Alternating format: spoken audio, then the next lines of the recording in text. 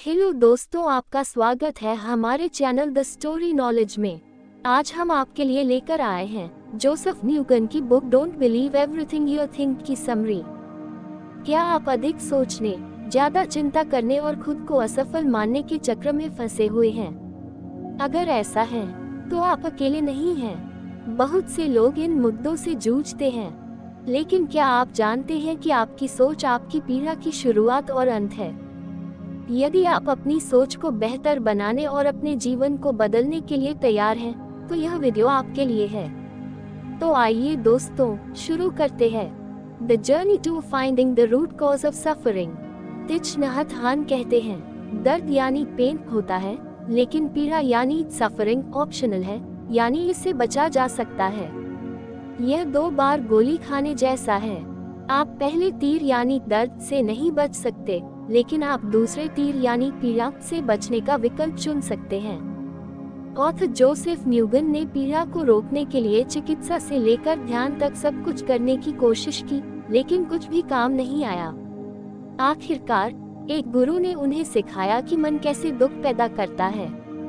इसे समझकर वे अब और कष्ट न सहने का विकल्प चुन सकते हैं, तब भी जब जीवन उनके रास्ते में दांत यानी दर्द फेंकता है। दर्द अपरिहार्य है, लेकिन पीड़ा एक विकल्प है। अगर आप ये जान गए कि आपका दिमाग कैसे काम करता है, तो आप दुख को हमेशा के लिए रोक सकते हैं। The root cause of all suffering. Author कहते हैं कि हमें अपने दुखों के लिए दुनिया को दोष नहीं देना चाहिए। अगर हम ट्रैफिक में फंसते हैं या फिर ऑफिस में अगर हमारा बॉस खराब है, तो इसकी वजह है हमारी अपनी सोच। एक कमरे में अंदर 2 अलग अलग लोग हैं, एक खुश है तो दूसरा दुखी है। जानते हैं ऐसा क्यों है? क्योंकि वो वास्तविकता को अलग अलग नजरिए से देखते हैं। वास्तविकता तो जो है वो है ही, लेकिन उसे देखने का जो दृष्टिकोण है वह मायने रखता है। आप जिस चीज से नफरत करते हैं उसका विचार मन में आते ही आपको बुरा लगने लगता है, लेकिन क्या आपने कभी सोचा है कि अगर आप उस विचार को अपने मन से निकल फेंकेंगे तो कैसा होगा? क्या आप पहले से बेहतर महसूस नहीं करेंगे? बस जरूरत है तो अपने मन को समझने की। दुनिया में जो कुछ भी घटित हो रहा है वो आपको बुरा महसूस करने के लिए मजबूर नहीं कर सकता। ये उन चीजों पर आपकी प्रतिक्रिया है और उन घटित हो रही चीजों का इंटरप्रिटेशन है जिसकी वजह से आप बुरा महसूस करते हैं। सीखिए कि आपका मन कैसे काम करता है, उसके अंदर से नकारात्मकता को निकाल फेंकिए और अपने लिए दुख को पैदा करना बंद कीजिए। दोस्तों, आपके विचार किसी शिप के कप्तान की तरह हैं जो ये डिसाइड करता है कि किस दिशा में जाना है, इसलिए अपने विचारों पर नजर रखिए। Why do we even think? हम सोचते ही क्यों हैं? ऑथर हमें बताते हैं कि हम खुश रहने के लिए नहीं बल्कि अस्तित्व के लिए सोचने के लिए विकसित हुए हैं। मनुष्य का दिमाग इतना विकसित हो चुका है कि ये खतरों को ध्यान में रखकर और सबसे खराब स्थिति की कल्पना करके हमें जीवित रखने में कुशल है। इसके इस विकास ने तब तक तो बहुत अच्छा काम किया जब मनुष्य एक हंटर था और जंगलों में रहता था, क्योंकि तब उसके सामने जिंदा रहना एक बहुत बड़ी चुनौती थी। लेकिन मनुष्य के दिमाग के इस विकास ने आज के युग में मनुष्य को अनावश्यक चिंता और नकारात्मकता पैदा की है। हमारे जीवन का असली मकसद शांति, प्यार और आनंद पाना है, लेकिन हमारे मन का फोकस इन सब पर नहीं है, इसलिए ये भटक जाता है। लेकिन हम इसे नियंत्रण में कर सकते हैं, और इसके लिए हमें ये समझना होगा कि मन की भूमिका जीवित रहने की है, संतुष्टि की नहीं। खुशी मिलना तभी संभव है जब हम मन की फुसफुसाहट से बचकर किसी गहरी चीज की ओर ध्यान लगाएंगे। इस गहरी चीज को चेतना, आत्मा या कोई अन्य नाम कहा जा सकता है, लेकिन यह जीवित रहने की विधा से कहीं ज्यादा आनंद और शांति का स्रोत है। अगर संक्षेप में कहा जाए तो इसे समझकर हम मन की सीमाओं से मुक्त हो सकते हैं और एक बेहतर जीवन जीने की ओर कदम बढ़ा सकते हैं। थॉट्स वर्सेस थिंकिंग बुक के इस चैप्टर में ऑथर ने हमें हमारे विचारों और सोच के बीच के अंतर को समझाने की कोशिश की है। आइए एक नजर डालते हैं दोनों पर। विचार बनाते हैं, सोच नष्ट करती है। दोस्तों, अपने दिमाग को एक विशाल पेंट ब्रश के रूप में कल्पना करें। विचार रंग बिरंगे रंगों की बूंदें हैं। वे ताज़ा, रोमांचक और रचनात्मक संभावनाओं से भरपूर हैं। आप उनका उपयोग अपने किसी भी सपने को साकार करने के लिए कर सकते हैं। अत्यधिक सोचना किसी भी रंग को गंदा कर सकती है। यह उसी तरह है जैसे आपने किसी रंग में बहुत अधिक पानी मिला दिया हो, जिससे रंग फीके और धुंधले हो जाते हैं। यह आपकी रचनात्मकता को सीमित करता है और आपके मूल विचारों की सुंदरता को देखना कठिन बना देता है। इसलिए शुद्ध विचार को अपनाएं और अत्यधिक सोचने से बचें।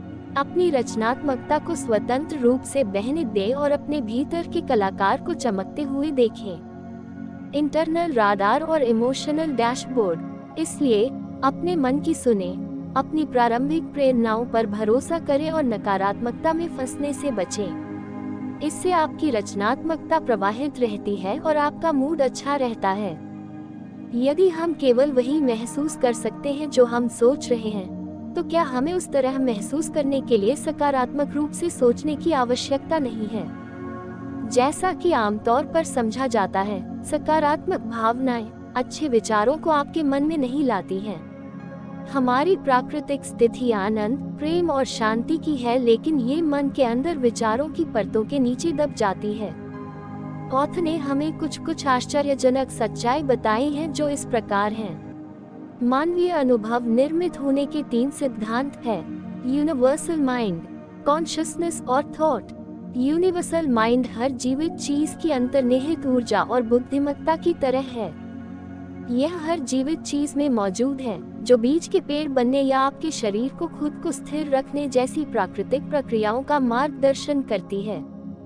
कुछ लोग इसे ईश्वर, सर्वोच्च बुद्धि या ऊर्जा का विशाल क्षेत्र भी कहते हैं, लेकिन सबका विचार यही है कि सब कुछ जुड़ा हुआ है और यह सिर्फ हमारी सोच है जो हमें अलग महसूस कराती है।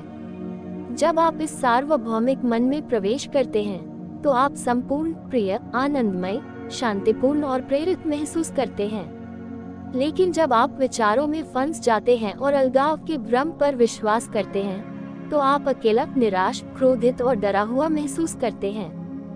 कॉन्शियसनेस वह जागरूकता है जो हमें वह बनती है जो हम हैं। यही कारण है कि हम केवल मांस और हड्डियों के पुतले नहीं हैं, बल्कि ऐसे प्राणी हैं जो देख, सुन, महसूस और सोच सकते हैं। यह चेतना हमारी इंद्रियों में प्राण फूंकती है और हमें दुनिया का अनुभव करने और यहाँ तक कि खुद के बारे में जागरूक होने में मदद करती है।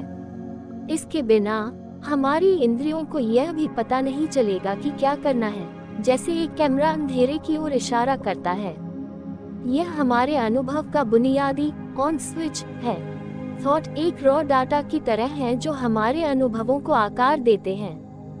ये भी कहा जा सकता है कि ये विचार ही है जो हमारे अनुभवों के लिए बिल्डिंग ब्लॉक्स की तरह काम करते हैं। यह वह जानकारी है जो न केवल हम जो देखते और छूते हैं उसे परिभाषित करती है, बल्कि वास्तविकता की रूपरेखा को भी परिभाषित करती है। संभावनाओं के एक विशाल महासागर की कल्पना करें और सार्वभौमिक विचार वह भाषा है जिसमें यह महासागर बोलता है।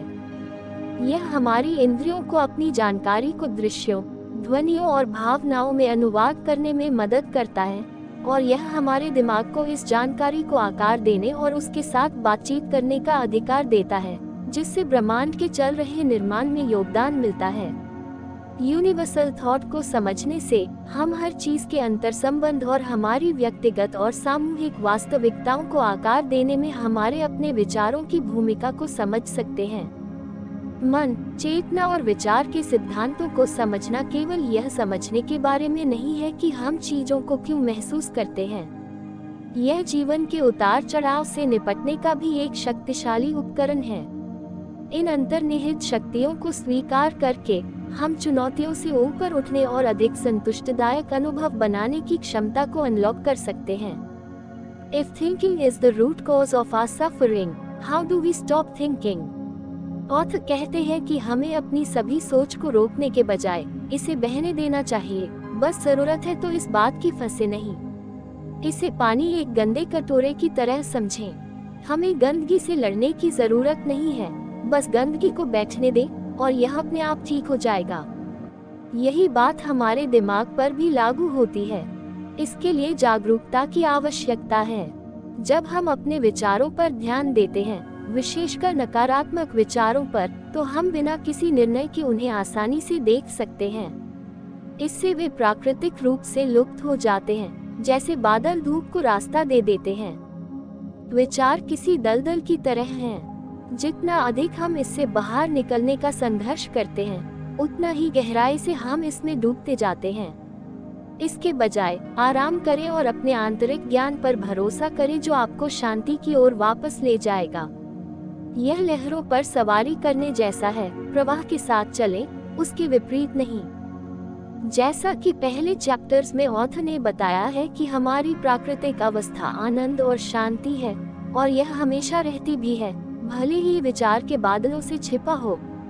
हमें बस इसे वैसे ही याद रखने की जरूरत है, जैसे हम अंधेरा होने पर भी चमकते सूरज को याद रखते हैं। लगातार सोचने की चिंता न करें। सोच और शांति के बीच उतार चढ़ाव आना सामान्य बात है। बस जागरूकता का अभ्यास करते रहें और धीरे धीरे आप अपने अस्तित्व का आनंद लेने में अधिक समय व्यतीत करेंगे।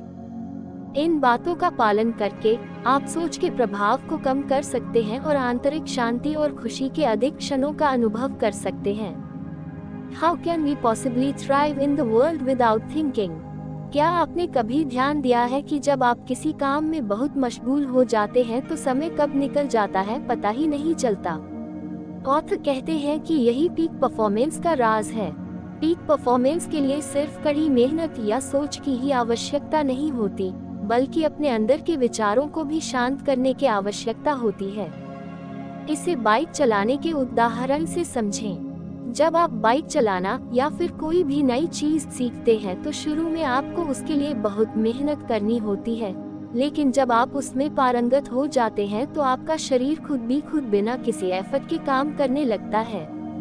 इस स्थिति को जापानी संस्कृति में मुशिन कहते हैं, जहां दिमाग की आवश्यकता नहीं होती, बस इंस्टिंक्ट और ट्रेनिंग के माध्यम से काम अपने आप होता चला जाता है।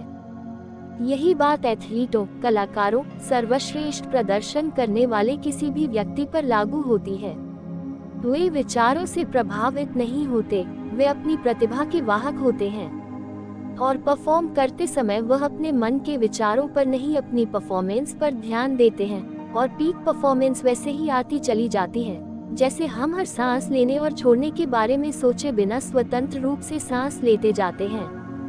ऑथर सावधान करते हुए कहते हैं कि इसका मतलब ये बिल्कुल नहीं है कि आप अपने दिमाग का उपयोग करना ही बंद कर दें। आपको बस जरूरत से ज्यादा विश्लेषण करना और चीजों को कंट्रोल करना त्याग कर अपनी प्रशिक्षित प्रवृत्ति को आगे बढ़ने देना होगा और अपने अवचेतन ज्ञान पर भरोसा रखना सीखना होगा। जब आप ज्यादा सोचना बंद कर देंगे और प्रवाह में आ जाएंगे, तो आप यह देखकर आश्चर्यचकित रह जाएंगे कि आप क्या हासिल कर सकते हैं। If we stop thinking, what do we do about our goals, dreams or ambitions? Book के इस चैप्टर में ऑथर जोसेफ न्यूगन यह कहते हैं कि हमारा सोचने वाला दिमाग हमारे अधिकांश दुखों का स्रोत है और हम अपने विचारों को शांत करके और प्रेरणा के गहरे स्रोत से जुड़कर एक बेहतर जीवन और लक्ष्य बना सकते हैं। हमारे विचार हमारी प्रेरणा से स्वाभाविक रूप से उत्पन्न होते हैं, जबकि सोच इन विचारों का विश्लेषण और मूल्यांकन करने की प्रक्रिया को कहते हैं, जिससे नकारात्मकता उत्पन्न होती है। हमारे लक्ष्य दो स्रोतों से आ सकते हैं, हताशा और प्रेरणा। हताशा से पैदा हुए लक्ष्य भय, अभाव और नकारात्मकता से बचने की इच्छा से प्रेरित होते हैं। दूसरी ओर प्रेरणा से लक्ष्य प्रचुरता और आनंद की इच्छा से आते हैं। ऑथर हमें हमारी प्रेरणा का लाभ उठाने के कई तरीके सुझाते हैं, जिसमें खुद से अगर मेरे पास बहुत धन होता जैसे प्रश्न पूछना और अपने सपनों और इच्छाओं के बारे में अधिक सोचने से बचना शामिल है। ऑथर सुझाव देते हैं कि कम सोच और अपने अंतर्ज्ञान और प्रेरणा पर अधिक भरोसा करने वाला जीवन अपनाकर हम अधिक शांति, आनंद और संतुष्टि का अनुभव कर सकते हैं। अनकंडीशनल लव और क्रिएशन। ऑथर कहते हैं कि अनकंडीशनल प्यार एक ऐसा प्यार है जो रीजन और जस्टिफिकेशन से ऊपर उठकर है। ऑथर मानते हैं कि उनकी प्रेमिका माकिना के प्रति प्यार अनकंडीशनल प्यार का जीता जागता उदाहरण है, जहां अटूट स्नेह तो है ही, किसी प्रकार की सौदेबाजी या चालबाजी भी नहीं है। वो कहते हैं कि ऐसा प्यार का अस्तित्व सिर्फ इसलिए है क्योंकि यह प्रचुरता से प्रेरित है और कोई प्रतिदान नहीं चाहता है। बिना शर्त सृजन भी इसी स्रोत से उत्पन्न होता है।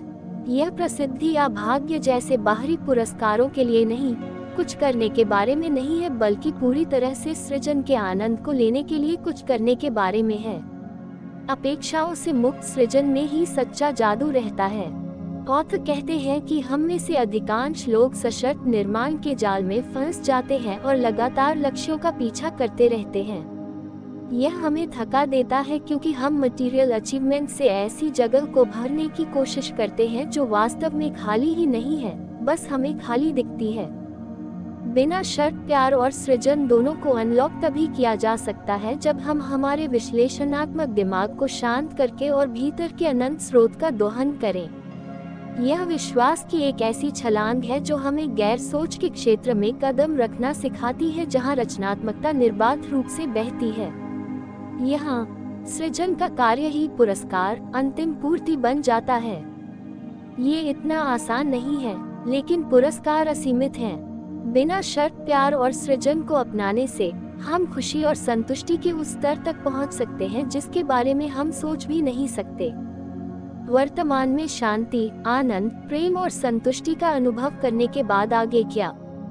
बुक के इस चैप्टर में ऑथर शांति, आनंद और प्रेम का अनुभव करने के बाद उत्पन्न होने वाली अनिश्चितता से निपटने के लिए एक रोड मैप शेयर करते हैं। संदेह को स्वीकार करें। अहंकार को त्यागने के बाद चिंता, बेचैनी और संदेह सामान्य बात है।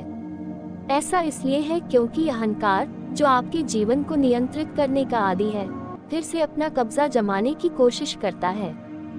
अपने आप को याद दिलाएं कि केवल सोच ही नकारात्मक भावनाएं पैदा करती है। सोचना पूरी तरह से बंद करने की कोशिश न करें, बल्कि इसे नकारात्मकता के स्रोत के रूप में याद रखें। निरंतर सोचने के लिए उपयोग की जाने वाली ऊर्जा अब अन्य कार्यों के लिए उपलब्ध हो जाती है। इसे शांति, आनंद और प्रेम से प्रेरित लक्ष्यों की ओर निर्देशित करें, भय या हताशा से नहीं। एक एक्टिवेशन रिचुअल बनाएं। एक सुबह की दिनचर्या विकसित करें जो गैर सोच और सकारात्मक गति को बढ़ावा देती है। इससे आपके दिन के लिए एक अच्छा माहौल तैयार होगा और शांति से दिन व्यतीत होगा। नए पैशन को बढ़ावा दें। प्रेरणा से नए लक्ष्य बनाने के लिए मुक्त हुई ऊर्जा का उपयोग करें। ये लक्ष्य इस नई स्थिति में आपकी यात्रा का मार्गदर्शन करेंगे। Nothing is either good or bad। William Shakespeare का उपरोक्त कथन कि कुछ भी अच्छा या बुरा नहीं होता, हमारी सोच इसे ऐसा बनाती है, हमें यह बताता है कि जीवन में कोई गलत निर्णय नहीं होते हैं। सही या गलत पर ध्यान केंद्रित करने के बजाय या दूसरों को बेहतर या बदतर साबित करने की कोशिश करने के बजाय जो हमारे सामने है उसमें सच्चाई की तलाश करनी चाहिए। सच्चा सत्य व्यक्तिपरक सब्जेक्टिव नहीं है और हमारे अस्तित्व के भीतर ही पाया जा सकता है, हमारे बाहर नहीं।